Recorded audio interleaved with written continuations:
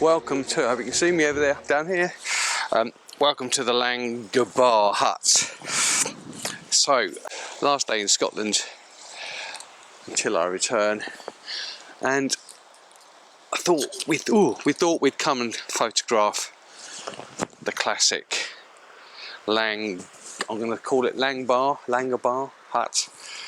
This beautiful white building that stands underneath the mountain, and this photograph is all about the impact of the mountains behind it. It's about loneliness, about desolation, I guess, and the mood suits it perfectly because we've got some low clouds hanging over the mountains and just a hint of snow.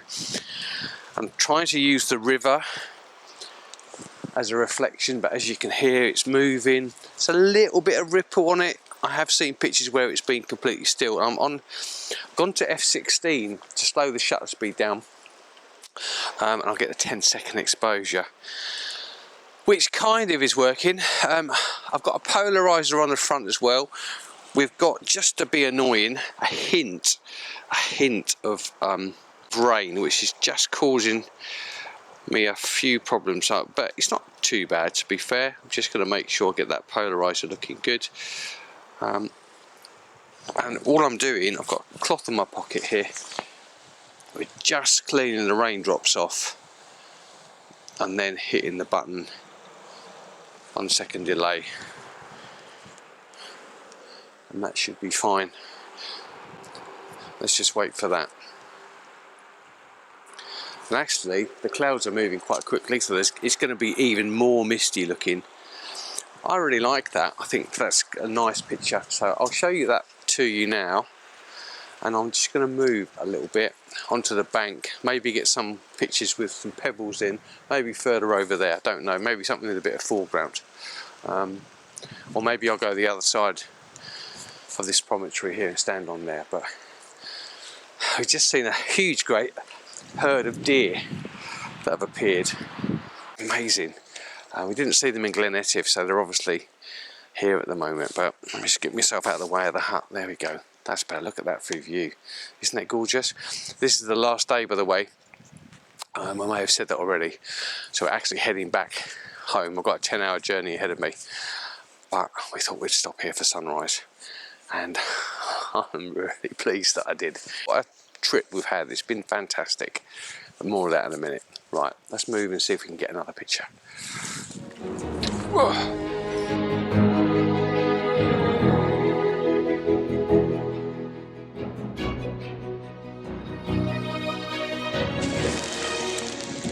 Oh, now it's rain's coming in, but there's some light behind me. Not much. We're now on 8 seconds at f16. Again, f16 is not an aperture I like to use really, but it's just, I don't really want to put an ND filter on. And I'm just working with a composition now. Oh, this rain's a pain. What a shame. Never mind. I'm just going to take a load because one of those is going to work. Just working with a composition where we've got a little island in the front with some rocks. There's some litter in here. People have put silver foil in here. I just take your rubbish home with you. It really annoys me. I mean, I just don't understand it. It's a little fire over here. So somebody, looks to me like somebody's had a little fire. Oh, that's got water in the inside of it somehow. Looks like somebody's had a fire, which obviously can be dangerous in the summer, and then they've just left their rubbish, just chucked it in, or left it on the side, and it's blown into the river. I mean, I just don't. I'm sorry. Anyway, rant over. What was I saying? Yeah, so this one, I've got a little island here, which is in the bottom left of the picture, on the bottom third. The hut is not central, but nearly. We've got a load of rain coming in, just to make it more interesting.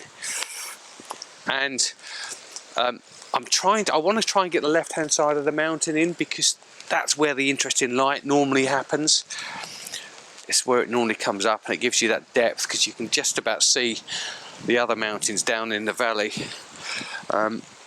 So it's this polarizer is not particularly strong, F16 again, as I've just said, I might just change the aperture in a minute, because with F16, because of the extra depth of field, anything that's on the lens will show up more clearly. But as you know, we've got so many other tools now that work so much better. You haven't got to be an expert in Photoshop to get this working. And I'm actually going to probably underexpose this a little bit, because it's going to be a dark picture anyway. Definitely don't want this to burn out the sky. So that's 3 seconds, and the good thing is about that, it gives less chance for the rain to affect the shot. Let's give that another little rub there, and then bash. I've just got to check focusing, because I have done that a few times, but let's just check the focusing is on the hut itself, because that's the important bit. Now this then, or the next one, should be the shot. When I'm processing, I generally often can't remember whether I focus stack stuff, so I often look at the videos playback actually. But this generally as a rule, if I haven't got a video, if I've just been shooting, I always just choose the last one, because that's the one I've been working towards. And I think that looks really nice. The only thing I want, which I haven't got yet, is a bit of definition in the clouds. Now there's some light on the left here, which I'm just getting in. I wonder whether I can get an exposure. If I put the 14mm on, I definitely could. So it might well be that I go and grab the 14mm, because I want to get this mountain is a definite shape, and I want to get it all in. But the light's over there, and unless I angle the camera that way, I'm going to cut the mountain in half. And I really want the hut kind of on the bottom there, in quite prominent in the picture. So let's turn the camera off. I'll go and grab me 14 to 30, and we'll have a look and see what that looks like. Busy, busy, busy, busy.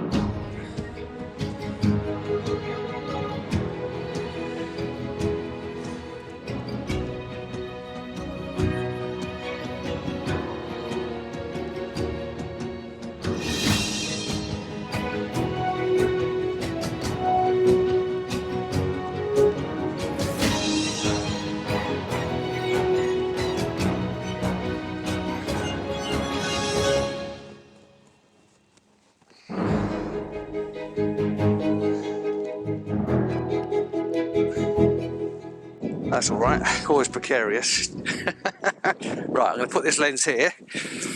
Let's try not to stand on it. So, polarizer is not essential, but what it does do is it keeps the rain off the lens anyway. In fact, I think the rain has actually stopped, you know. So, while we've got some light, not going to worry about the polarizer at all. Let's get the exposure right now. So we want to be going down to, what have we got? 1.5 seconds now. 14mm is too wide, but something around, what have we got on there? 20mm, that's better. Just allows us to get the light that's coming through the valley. Looks good. Okay, so I'm going to capture it, and then what I'm probably going to do with this is to crop this into, let's go a bit wider, into a 65-24 crop. As you know, I love that, so that's going to work really well, because I can get that onto a bit of panoramic paper.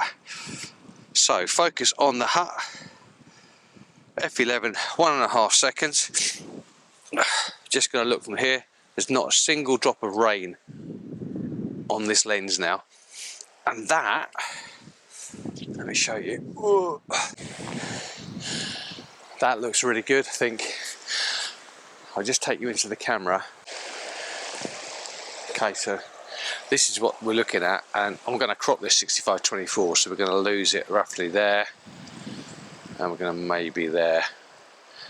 Okay, I might make this completely symmetrical, so everything is dead central, or I might just move the hut a little bit, giving myself a bit of space here and here. The light, or the colour, is just a hint in there. I mean, it might still fill in here as these clouds move away. We might see a little bit in this colour. So this little island is quite important, and obviously this misty top is quite important, but I don't need any of this really particularly. It's not particularly interesting. So if you imagine it like that, I think that's going to look really good. And so thank you very much, rain, for stopping. Now there's some light coming through the valley. We're going to hang about here, even though we've got a 10-hour drive to get home, or I have. Gary's got a 6-hour drive, which is long enough, but I'm hoping we might just get the hint of light on the valley, in through the valley, or through from the rising sun, which is over to our left here. But this looks like just the most beautiful scene. It's absolutely gorgeous. And now I've got this one in the bag, I think I might just try to get the polarizer out again, give it a good clean, and see if we can't get rid of some of these reflections.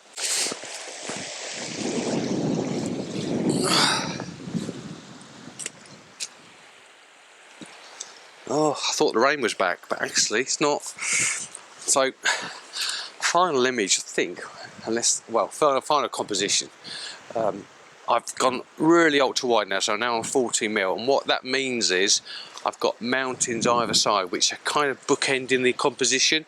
So with this panoramic, that's what I always look for. I'm going to do a video about panoramic photography very soon, because it's something that I do a lot of. I always have done. Love it, absolutely love it. Oh, some light on the mountain up here now. And with panoramics, compositionally, you need to have a bookend either side, I think, and then the central bit of interest. And this is going to work really well as a pan, even though it's not a traditional pan. I'm just going to crop it, but with a 45 megapixel sensor, that's not a problem, because this is going to be printed onto the panoramic paper, and if you think about it, the panoramic paper is cropped, so your resolution is exactly the same. A little bit of light on those mountains, just a little bit, just a hint of colour through the Glencoe Valley.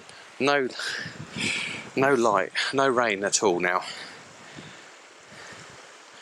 think this is going to be a cracker. Beautiful. Love these little rocks, this little bit of tuft of grass here. And the river Kupel, this one is, I think, and the Etif goes down that way. Right, let me sort these out in processing. And here they come.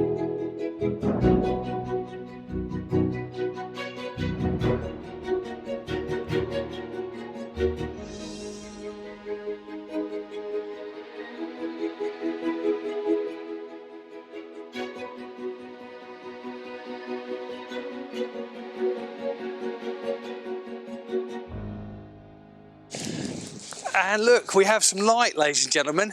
Oh, it's gone behind the cloud again, but it's just a fraction. You just get a little fleeting glimpse. It's lit up the side of the hut, which I hopefully have captured.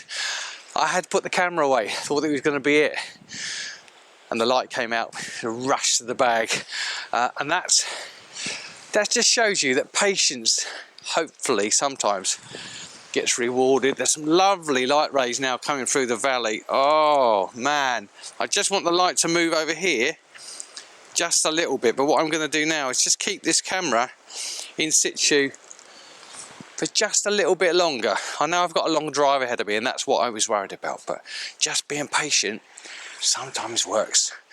So hopefully, fingers crossed, we're going to get some epic light again. I think I already got some, but it might be even better. Yeah, this picture's getting better and better actually, because the other thing that's happened is the clouds just lifted away from the mountain a little bit. We've still got a little bit, but it's revealed the snow at the top, so this looks a lot better now. Excuse me while I photograph this again.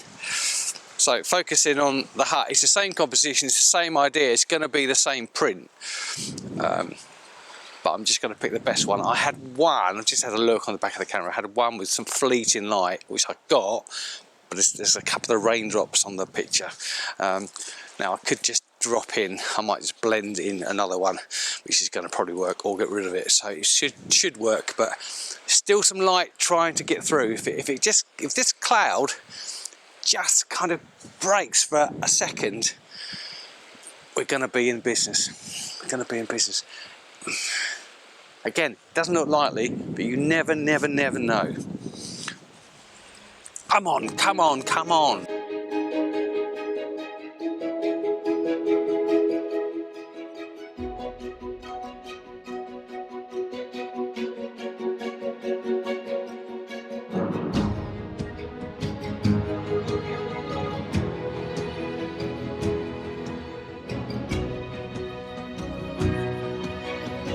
Right, so that is it. I just want to say a big thank you to this guy here, Mr. Garry Sugden. If you haven't checked out his channel and subscribed, go and do so. We've had 5 days, it's been a wonderful day. Gary, wonderful day, wonderful 5 days in the Scottish Highlands.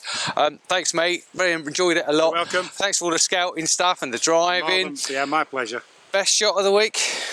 Maybe not best shot, but best location, the study, because it was a lot easier to get to than my crappy knees thought it was going to be. I really thought I was going to struggle. Yeah, I agree with actually. The study is my place that I'm going to come back to. That's the place on my list. It was easier than we thought, but actually the light wasn't the best, but it was still a great shot. I've really enjoyed this shot actually. I know everyone does this, but I've really enjoyed today. I think this looks lovely.